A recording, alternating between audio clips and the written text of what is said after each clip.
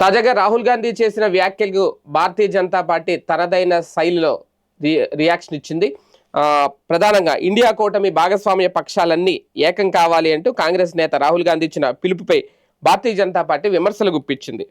ప్రతిపక్ష పార్టీలన్నింటినీ ఒకటి చేస్తామని చెప్పే ముందు రాహుల్ తన సొంత పార్టీలో ఐకమత్యం సాధించడంపై దృష్టి పెట్టాలి అంటూ సలహా ఇచ్చింది. అంటే అందరూ కలిసి పనిచేద్దామని రాహుల్ అంటున్నారు, కానీ మిత్రపక్షాలకు ద్రోహం చేస్తుంది కూడా ఆయనే. బెంగాల్ ఎన్నికల్లో ఆయన మమతకు వ్యతిరేకంగా ప్రచారం చేశారు, డిఎంకేను గాలికి వదిలేశారు. ఇప్పుడు ప్రతిపక్షాల ఐక్యత గురించి మాట్లాడుతున్నారంటూ బీజేపీకి సంబంధించిన అధికార ప్రతినిధులు తాజాగా కౌంటర్ ఇచ్చారు రాహుల్ గాంధీ వ్యాఖ్యలకి. ఇప్పుడు డిఎంకే ఎప్పుడైతే తమిళనాడులో ఓడిపోయిందో, ఓడిపోక ముందే పరిగెట్టుకుంటూ వెళ్ళిపోయి వాళ్ళకు వచ్చిన 5 స్థానాలెన్నో టీవీకేలో కలిసిపోయారు, టీవీకేకి మద్దతు ప్రకటించేశారు. అక్కడ ఇంకా ఐకమత్యం ఎక్కడుంది? ఐకమత్యం అంటే ఓడినా గెలిచినా ఆ కూటమితో కలిసి ఉండాలి.